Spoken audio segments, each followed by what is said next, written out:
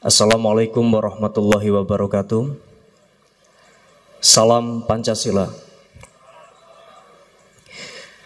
Saya mohon maaf Bapak Ibu sekalian, di kesempatan yang baik ini saya ingin mengenang apa sebenarnya yang disampaikan oleh Bung Karno sebagai pembicara terakhir di sidang BPUPK. Ketika itu telah banyak tokoh-tokoh yang telah memberikan pendapatnya tentang apa dasarnya jika Indonesia merdeka.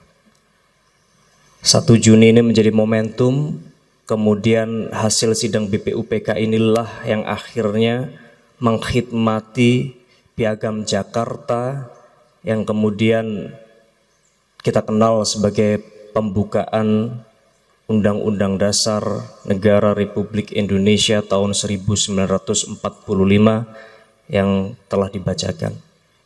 Saya mohon maaf, mungkin yang di hadapan saya cukup panas. Saya minta waktunya sebentar, kita mengenang kembali apa yang disampaikan oleh Bung Karno. Tentu tidak semua.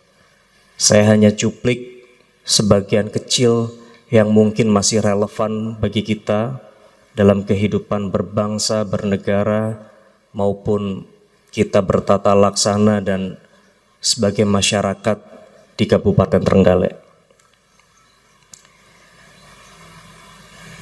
Bung Karno mengatakan, kita mendirikan satu negara kebangsaan Indonesia. Kita ingin mendirikan satu negara kebangsaan Indonesia. Saya minta saudara Ki Bagus Hadikusumo dan saudara-saudara Islam lain, maafkanlah saya memakai perkataan kebangsaan ini. Saya pun orang Islam, tetapi saya minta kepada saudara-saudara, janganlah saudara-saudara salah faham jikalau saya katakan bahwa dasar pertama buat Indonesia ialah dasar kebangsaan. Itu bukan berarti satu kebangsaan dalam arti yang sempit, tetapi saya menghendaki satu nasionalis stat, seperti yang saya katakan dalam rapat di Taman Raden Saleh beberapa hari yang lalu. Satu nasionalis stat Indonesia bukan berarti stat yang sempit sebagai saudara Ki Bagus Hadikusumo katakan kemarin. Maka Tuan adalah orang bangsa Indonesia, Bapak Tuan pun adalah orang Indonesia, Nenek Tuan pun bangsa Indonesia, Datuk-datuk Tuan, nenek moyang Tuan pun bangsa Indonesia. Di atas satu kebangsaan Indonesia dalam arti yang dimaksudkan oleh saudara Ki Bagus Hadikusumo itulah kita dasarkan negara Indonesia. Satu nasionalis stat, hal ini perlu diterangkan lebih dahulu. Menurut Renong, syarat bangsa ialah kehendak akan bersatu. Perlu orang-orangnya merasa diri bersatu dan mau bersatu.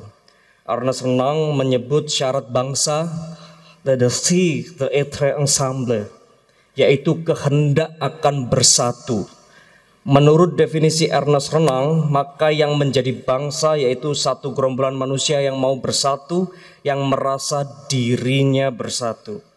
Kalau kita lihat definisi lain yang disampaikan oleh Otto Bauer di dalam bukunya Die Nationalität van Frage, di situ ditanyakan, "Was ist eine Nation?" Dan jawabnya ialah, "Eine Nation ist eine Ausdrucksgemeinschaft, erwachsen Charaktergemeinschaft." Inilah menurut Otto Bauer satu nasi, satu nation. Bangsa adalah satu persatuan perangai yang timbul karena satu persatuan nasib.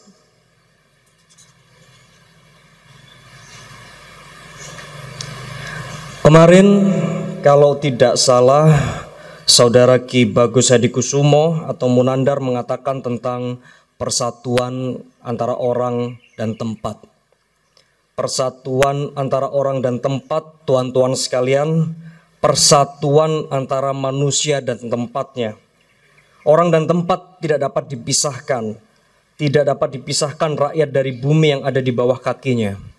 Ernest Renan dan Otto Bauer hanya sekedar melihat orangnya, Mereka hanya memikirkan Gemeinschaftnya dan perasaan orangnya. Gemeinschaft itu artinya community, komunitas orangnya. Mereka hanya mengingat karakter, tidak mengingat tempat, tidak mengingat bumi yang didiami manusia itu. Apakah tempat itu? Tempat itu yaitu tanah air. Tanah air itu adalah satu kesatuan. Allah Subhanahu wa Ta'ala membuat peta dunia, menyusun peta dunia. Kalau kita melihat peta dunia, kita dapat menunjukkan di mana kesatuan-kesatuan itu. Seorang anak kecil pun, jikalau ia melihat peta dunia, ia dapat menunjukkan bahwa Kepulauan Indonesia merupakan satu kesatuan. Pada peta itu dapat ditunjukkan satu kesatuan gerombolan pulau-pulau di antara dua lautan yang besar, Lautan Pasifik dan Lautan Hindia. Dan di antara dua benua, yaitu benua Asia dan benua Australia. Seorang anak kecil dapat mengatakan bahwa pulau-pulau Jawa, Sumatera, Borneo, Celebes, Halmahera, Kepulauan Sunda Kecil, Maluku, dan lain-lain pulau kecil di antaranya adalah satu kesatuan. Demikian pula tiap-tiap anak kecil dapat melihat pada peta bumi bahwa pulau-pulau Nippon yang membentang pada pinggir timur benua Asia sebagai Gulf Breaker atau pengadang gelombang Lautan Pasifik adalah satu kesatuan. Anak kecil pun dapat melihat bahwa tanah India adalah satu kesatuan di Asia Selatan, dibatasi oleh Lautan Hindia yang luas dan gunung Himalaya. Seorang anak kecil pula dapat mengatakan bahwa Kepulauan Inggris adalah satu kesatuan. Griechenland atau Yunani dapat ditunjukkan sebagai kesatuan pula. Itu ditaruhkan oleh Allah Subhanahu wa Ta'ala demikian rupa. Bukan Sparta saja, bukan Athena saja, bukan Macedonia saja, tetapi Sparta plus Athena plus Makedonia plus daerah Yunani yang lain, segenap kepulauan Yunani adalah satu kesatuan. Maka manakah yang dinamakan tanah tumpah darah kita, tanah air kita? Menurut geopolitik, maka Indonesialah tanah air kita. Indonesia yang bulat, Indonesia yang bulat. Yang bulat bukan Jawa saja, bukan Sumatera saja atau Borneo saja, atau Celebes saja, atau Ambon saja, atau Maluku saja, tetapi segenap kepulauan yang ditunjuk oleh Allah Subhanahu wa Ta'ala menjadi satu kesatuan antara dua benua dan dua samudra. Itulah tanah air kita, saudara-saudara.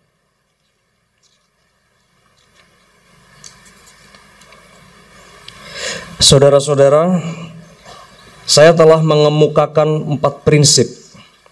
Yang pertama, kebangsaan Indonesia. Kedua, internasionalisme atau peri kemanusiaan. Yang ketiga, mufakat atau demokrasi. Dan yang keempat, kesejahteraan sosial. Maka prinsip yang kelima hendaknya menyusun Indonesia merdeka dengan bertakwa kepada Tuhan yang Maha Esa. Prinsip ketuhanan.